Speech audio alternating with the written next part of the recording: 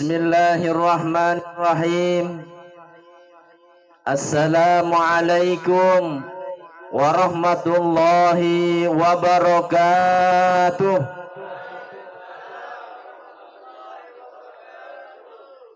Nahmaduka ya Allah, ya Ghafur, ya Syakur. Allahumma salli ala Sayyidina Muhammadin sahibul barakah wa sallam ajma'in. Qala Allah Ta'ala fil Qur'anil Karim, A'udzu billahi minasy syaithanir rajim. Laqad ja'akum rasulun min anfusikum azizun 'alaihi ma 'anittum harisun 'alaikum bil mu'minina raufur rahim. Wa qala ta'ala aidan, laqad ja'akum rasulun. Wa qala Allah Ta'ala aidan fi ayatin ukhra, laqad kana fi rasulillahi uswatun hasanah. Wa qala nabiyuna Muhammadun sallallahu alaihi wasallam, man ahabbani kana ma'i fil jannah. Sadaqallahul azim wa sadaqa rasulul karim wa nahnu ala dzalika minasyahidin wasyakirin. Amma ba'du. Yang sama-sama kita muliakan, kita takzimi guru-guru kita, imam-imam kita. Mudah-mudahan beliau senantiasa disehatkan oleh Allah Subhanahu wa taala.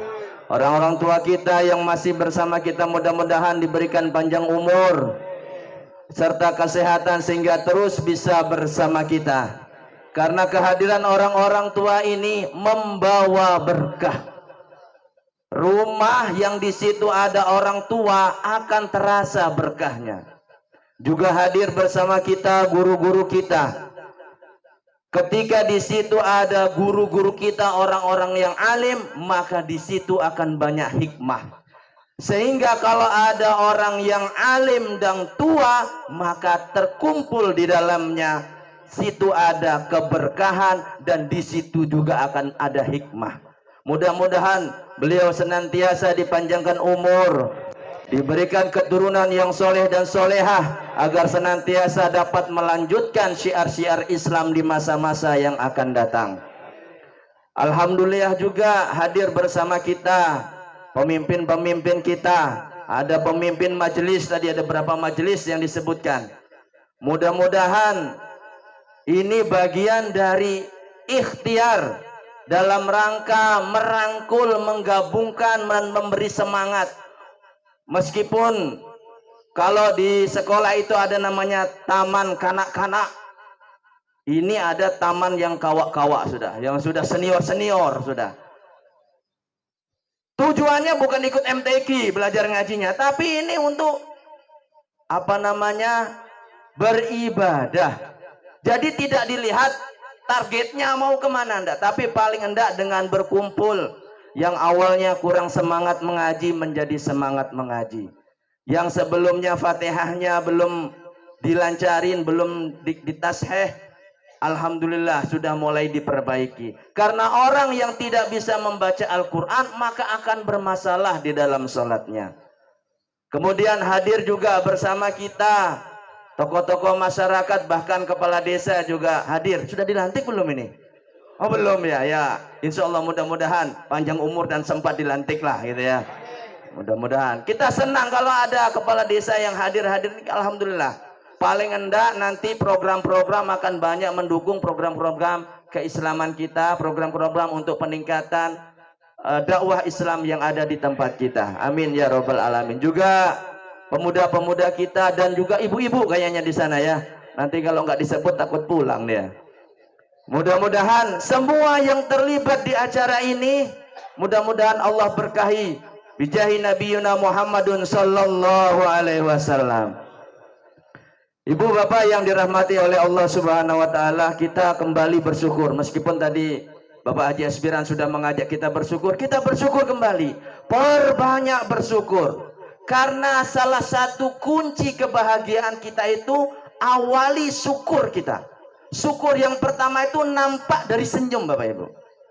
Orang bersyukur itu paling nampak pertama dia senyum, seneng. Disitulah nanti hati kita akan terbuka dan disitulah Allah akan berikan inspirasi kemudahan. Kalau punya masalah coba lihat ke atas, jangan terlalu sering melihat ke bawah. Kalau kita punya masalah menunduk, maka kita nanti kurang bersyukur. Tapi ketika kita punya masalah, coba lihat ke atas. Makanya kalau anak-anak menangis, apa itu di atas? Hilang nangisnya. Karena dia akan hilang kesedihannya. Orang sedih kalau disuruh nunduk tambah sedih. Dan kita kalau sedang bersedih banyak masalah, jangan menunduk, tapi menghadap ke atas. Syukur-syukur memohon hidayah Allah supaya kita diberikan jalan keluar dari setiap permasalahannya. Jadi orang-orang tua kita itu bukan bohong. Apa-apa itu di atas. Sebenarnya itu mengajak kita, melatih diri kita, kalau punya masalah adukan ke atas. Awalnya dari cara-cara itu ternyata setelah diteliti, ada tinjauan psikologisnya. Kalau orang sedang bersusah, sedang punya masalah, jangan terlalu banyak menunduk, tapi banyak menengadah supaya permasalahannya bisa hilang. Kemudian selawat serta salam semoga selalu tercurahkan kepada junjungan kita, kekasih kita, baginda Rasulullah Muhammad sallallahu alaihi wasallam. Mudah-mudahan kita yang malam hari ini berkumpul di sini, yang menyiapkan mungkin dari tadi pagi, itu semua tidak akan sia-sia. Yang mulai pergi ke pasar beli semangka, beli kelengkeng, beli jeruk, ada. Ini semuanya tidak akan sia-sia. Makanya kalau ulama-ulama dulu itu mengajarkan, kalau dagang itu orang beli banyak, tanyain, beli apa nih? Beli beras. Jeger apa? Jeger maulid. Kesempatan nih, tambahi. Jangan dimahali. Ini jeger apa maulid? Mahali aja. Jangan. Kalau perlu tambahin, tanya, ini beli apa? Beli ayam. Banyak betul beli ayam. Dijual kah? Enggak, ada acara maulid. Nih, tambahin. Tambahi. Ini sedekah yang luar biasa. Sedekah yang luar biasa. Jadi ada trik-triknya. Orang yang mau sukses bisnis di dunia aja dia pandai membaca peluang. Oh, bacain. Ini usaha nih, cocok, sukses dia. Dalam agama juga harus tahu mana yang dibaca sedikit, pahalanya banyak. Mana yang dilakukan sedikit, pahalanya banyak. Jangan cuma mencari cara bisnis cepat sukses di dunia, tapi lupa mencari amaliyah-amaliyah yang dilakukan sedikit, tapi pahalanya banyak. Nah, ini penting juga kita cari, supaya kita tidak hanya sukses di dunia, tapi juga sukses di akhirat.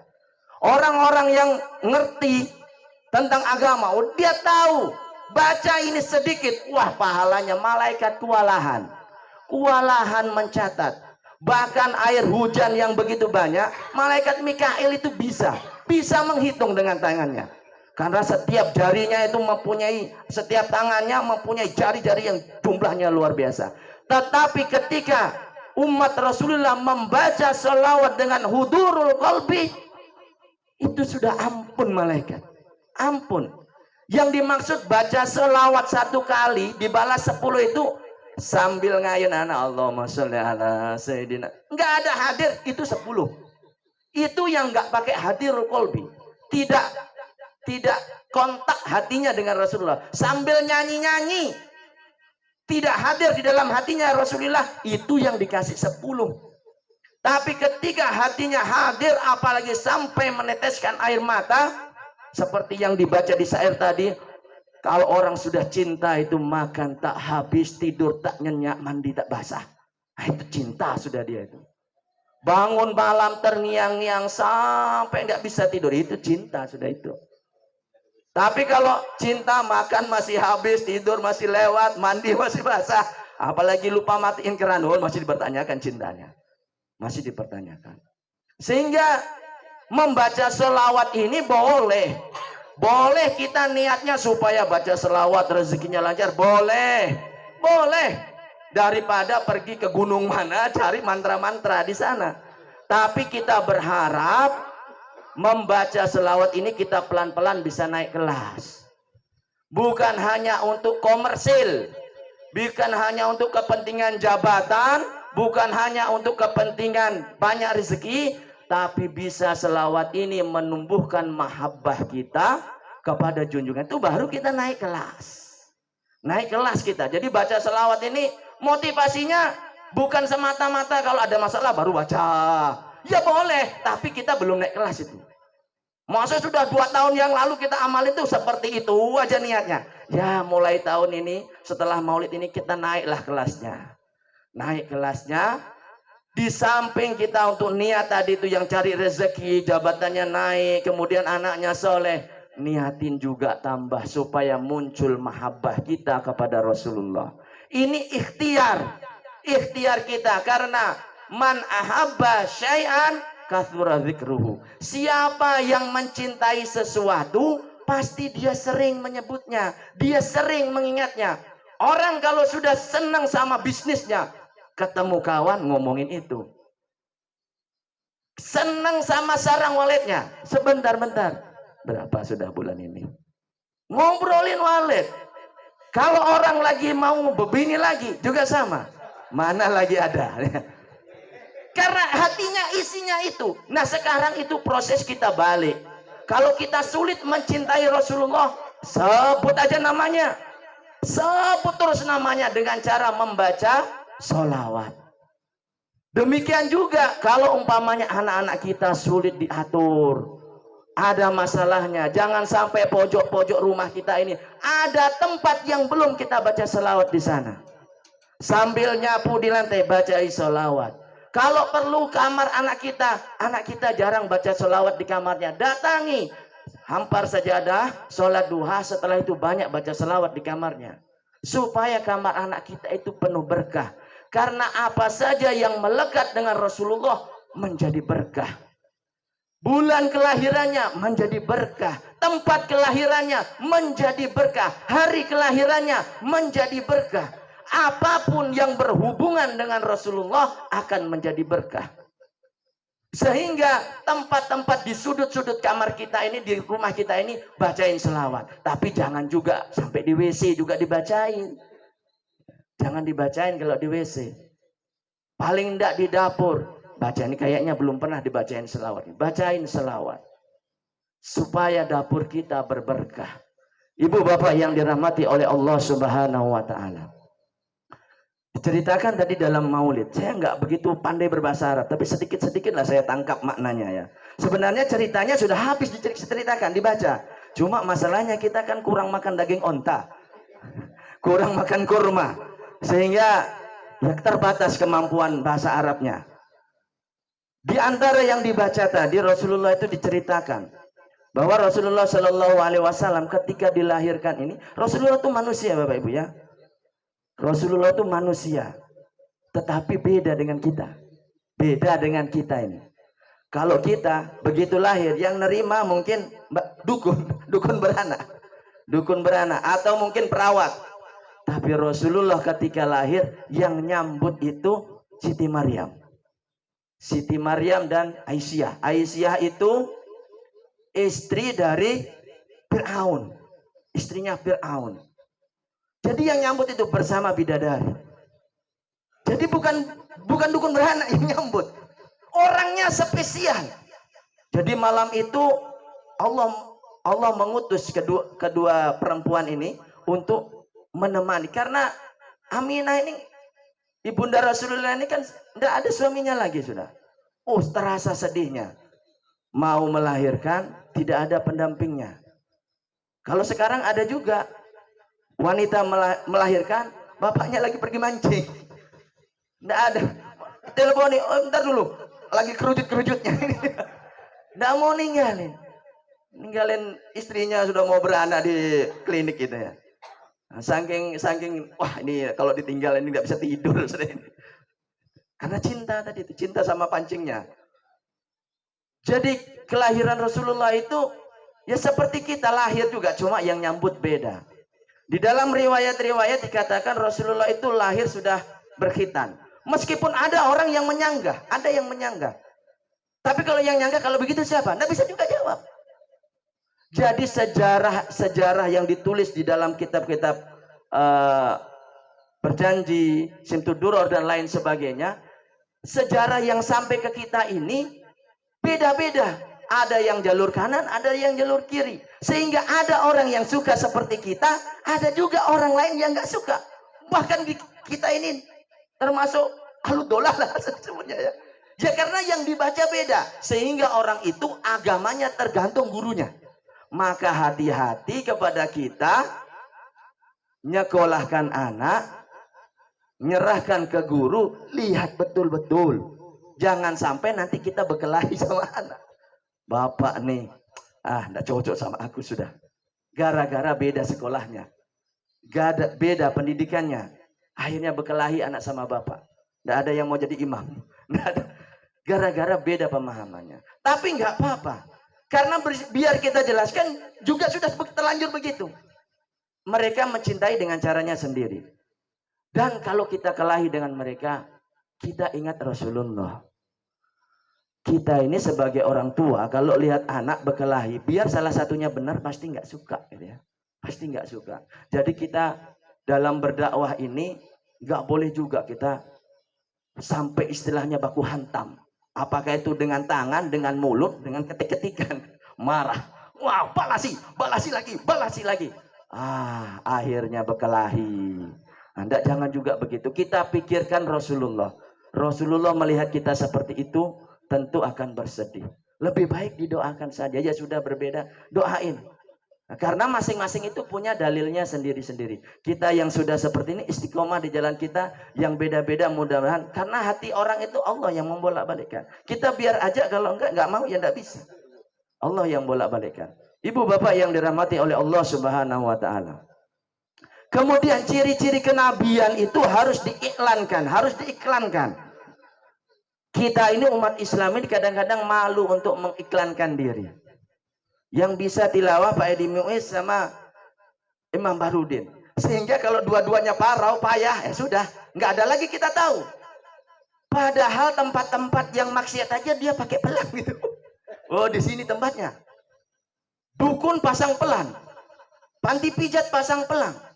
Kita akhirnya mau mencari orang-orang soleh kesulitan karena kita itu kadang-kadang enggak boleh pamer-pamer, nanti kita dianggap ria, kita kepingin. Akhirnya orang salah menuju. Enggak apa-apa, bagus lagi kalau yang mengiklankan itu bukan orangnya.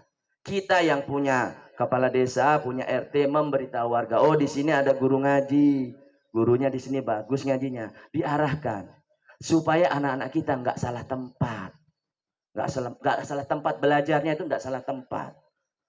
Karena kalau nggak tahu tempatnya, repot nanti anak-anak kita. Mana orang kumpul, akhirnya ikut ke situ. Begitu dia sudah dapat yang pertama seperti itu, kita mau ngasih tahu yang lainnya itu susah.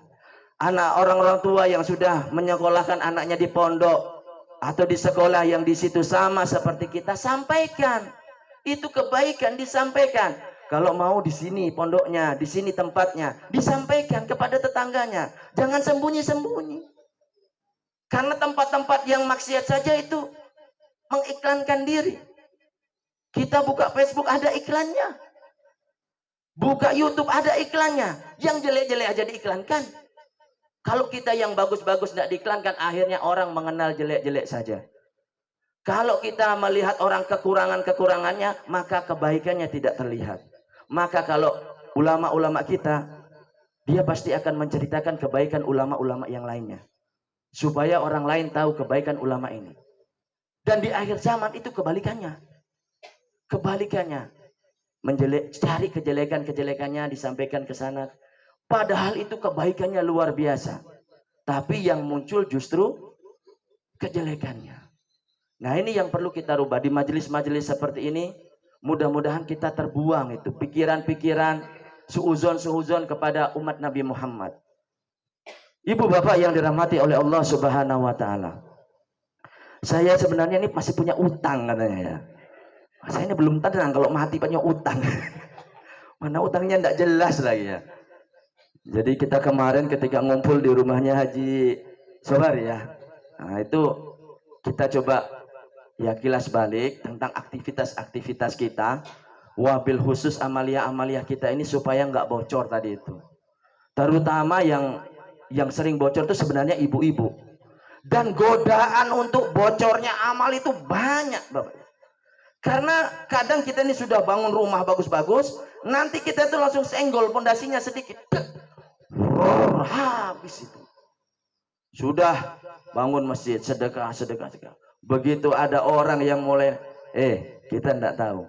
Kalau enggak ada aku puslah kita sudah itu. Kalau enggak ada aku dulu, enggak ada nih masjid nih. Habis kita itu sudah. Sehingga ini penting kita jaga amalia kita ini jangan sampai ember bocor tadi. Kita yang sudah sering kumpul-kumpul seperti ini, kadang kita pulang lihat orang nongkrong, hati kita bisa rusak loh. Cobakah ikut? Seolah-olah melihat orang duduk di pinggir jalan itu rendah. Padahal dia nggak ngapa-ngapain juga. Bisa jadi dia sedang mendengarkan curhatan kawannya yang perlu dibantu. Banyak amalia ibadah yang sekilas itu sepertinya remeh. Tapi hanya Allah yang tahu. Apakah amaliyahnya itu bernilai ibadah atau tidak. Bapak ibu umpamanya buang sampah, gotong royong. Ada orang duduk. Perasaan kita. Bujurnya. Lihat aja kita ini ngumpulin sampah. Dia nonton aja. Malah nunjuk. Yang situ lagi. Hati bisa terganggu. Akan bantu. Lantas kita ini niatnya kerja tadi apa? Apakah kita memang mau dipuji atau memang mau ngajak? Itu yang sering mengganggu kita, amaliyah kita di akhir zaman ini. Jadi orang yang beribadah kadang-kadang merasa mulia, harusnya enggak. Orang yang sudah kenal ibadah justru melihat orang lain itu semakin mulia. Jangan-jangan orang ini beribadah, saking pinternya dia beribadah, sampai-sampai mata kuning tidak pernah melihat dia beribadah. Saking pinternya menyembunyikan ibadahnya. Sehingga kalau lihat orang-orang yang biasa, subhanallah orang ini hebatnya dia beramaliyah, sampai mata kita ini tidak melihat kapan dia berbuat baik. Karena umumnya orang itu senang memperlihatkan kebaikannya. Senang memperlihatkan kebaikannya. Ini untuk kita loh ya, ini untuk kita. Jadi ketika kita sudah ngumpul-ngumpul seperti ini, pulang dijaga hati kita, dijaga sama-sama. Jangan sampai setelah pulang bukannya kita tambah tawadhu, malah kita melayang-layang, merasa lebih tinggi. Nggak boleh, nggak boleh. Semakin kita merendah, itu justru derajat kita semakin naik di hadapan Allah Subhanahu Wa Taala. Ibu bapak yang dirahmati oleh Allah Subhanahu Wa Taala. Kemudian berkenaan dengan sholawat. Berselawat banyak versinya. Banyak versinya. Ada orang yang nggak mau pakai versi-versi kecuali dari Nabi. Ya nggak apa-apa. Nggak usah kita kelahiin. Nggak usah kita kelahiin. Ada ulama-ulama yang menyusun dengan redaksi beliau sendiri. Bahkan ada ulama yang mendapatkannya melalui mimpi. Kalau yang model begini, tetangga kita pasti tidak mau. Yang ada sanadnya aja tidak mau. Apalagi yang cuma dapat lewat mimpi. Tetapi ulama-ulama kita yang kategori salafus soleh, ahlussunnah wal jamaah, beliau sangat menghargai. Karena bisa jadi itu memang langsung dari Rasulullah dan dia tidak menerimanya. Dan ini suatu keberkahan karena beliau yang mendapat itu mau mengajarkannya. Sehingga ini penting kita tanamkan ke anak-anak kita bahwa agama ini bukan hanya yang dibawa oleh sanad tadi itu, bukan hanya yang lewat situ, tapi acuannya adalah al ulama warasatul anbiya. Ulama itu pewarisnya para nabi. Dan ulama-ulama ini banyak yang dibimbing langsung oleh Rasulullah dengan cara ketemu lewat ru'yatul manam. Mimpi, mendapat bimbingan ketika beliau tidur dan bermimpi. Termasuk qasidah-qasidah seperti qasidah Busairi Al-Burdah itu beliau bermimpi bertemu dengan Rasulullah. Sehingga berkahnya sampai kepada kita. Jadi karangan-karangan ulama ini kan bentuknya syair. Syair itu ungkapan cinta. Sehingga kalau dicari apakah benar Rasulullah menyebutkan? Ya ndak katamu itu bahasa cinta. Orang bahasa cinta dengan bahasa penelitian, ya beda. Ya beda. Sehingga kalau orang mau belajar mencintai Rasulullah, maka bacalah kitab orang-orang yang mencintai Rasulullah, bukan orang yang meneliti hadis-hadis Rasulullah. Karena beda, itu beda. Nah, sehingga ketika kita membaca karya-karya syair dari ulama-ulama terdahulu yang mengungkapkan rasa cinta, kita akan mengerti, oh begini gambaran hati orang-orang ulama-ulama terdahulu ketika mereka cintai baginda Rasulullah Shallallahu Alaihi Wasallam. Ibu bapak yang dirahmati oleh Allah Subhanahu Wa Taala. Kemudian yang satu menjelang akhir, nah, ini masih dua berarti ini. Ada kesalahan pemahaman tentang ini sunnah Rasul. Ini yang perlu saya kupas. Yang dimaksud sunnah Rasul itu bukan hanya sesuatu yang hukumnya sunnah. Sunnah Rasul itu sesuatu yang dilakukan oleh Rasulullah, baik pada hal yang wajib maupun yang sifatnya sunnah.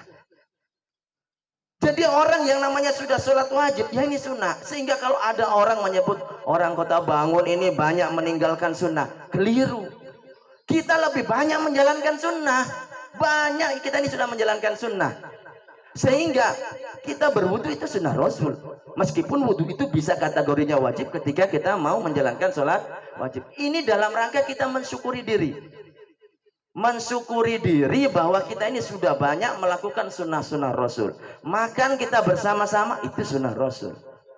Makan bersama-sama sunnah Rasul. Sehingga apa yang ada di badan kita ini bagian dari sunnah Rasul. Cuma penterjemahannya beda-beda. Beda-beda. Dan itu jangan dipermasalahkan. Ada seperti penggunaan imamah itu sunnah. Sunnah Rasul. Pakai kopiah juga sunnah.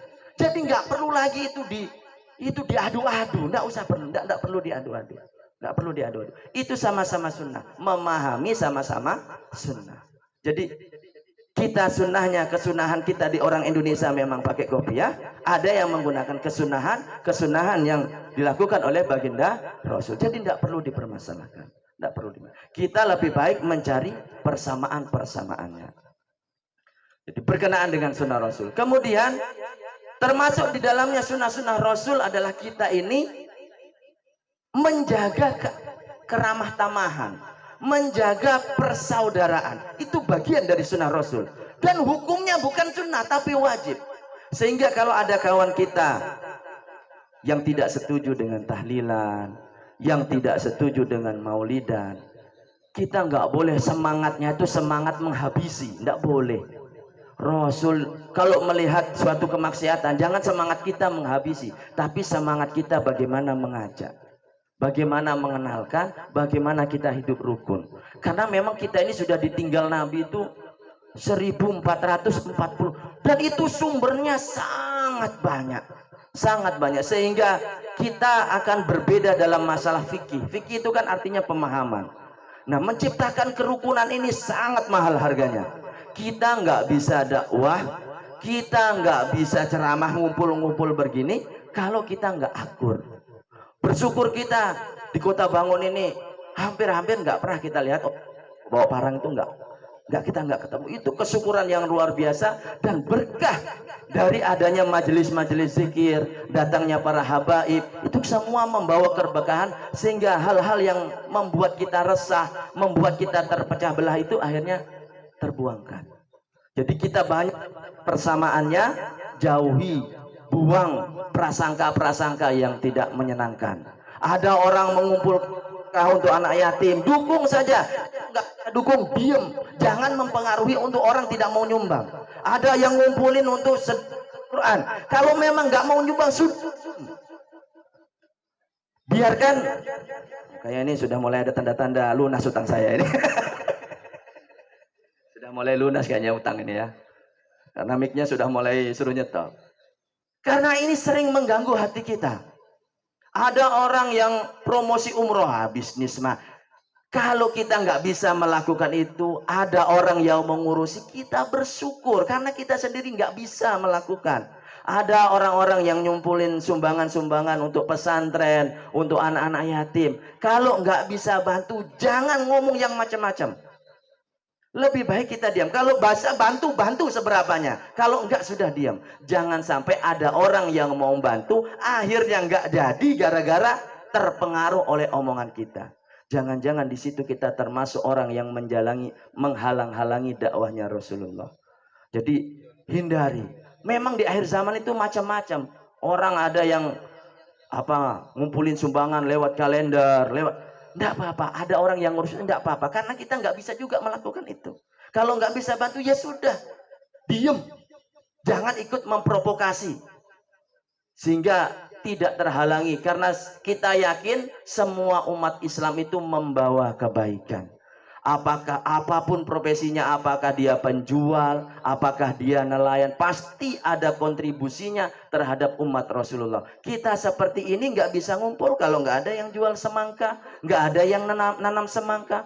Sehingga benar apa yang kita baca ketika kita makan, Allahumma barik lana. Padahal kita makannya mungkin sendiri. Kenapa bacanya barik lana? Berkahi kami. Siapa kami di sini?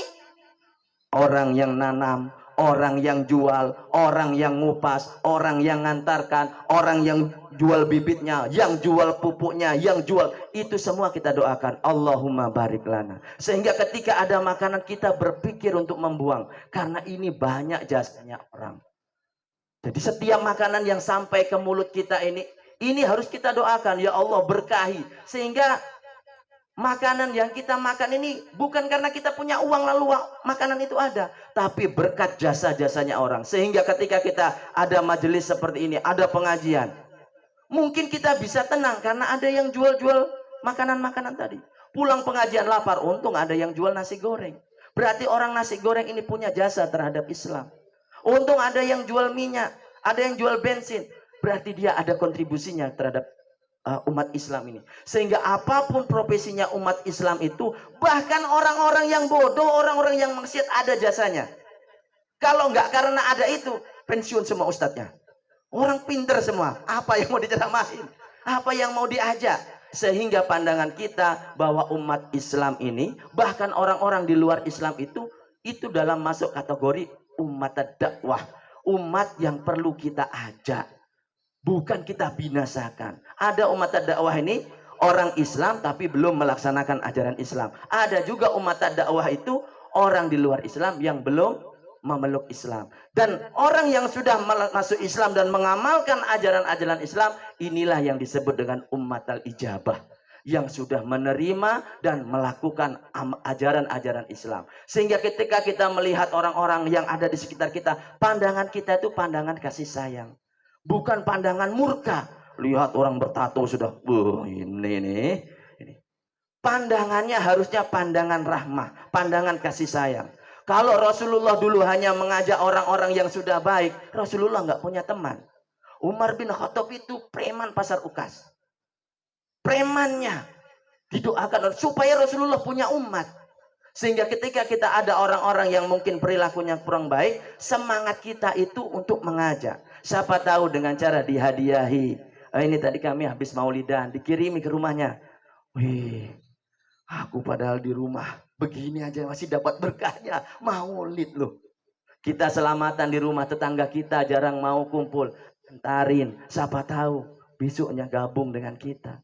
Ada tetangga kita baru datang, woi penuh tato, tinggal mata aja lagi nggak ada. Datangi, hadiahi. Karena hadiah ini kadang-kadang membawa keberkahan yang kita lakukan di sini. Siapa tahu dengan cara seperti itu justru orang lebih simpatik dengan Islam. Simpatik warga-warga. Apalagi kalau dia memang sudah beragama Islam. Semua orang punya masa lalu tapi tetap punya masa depan.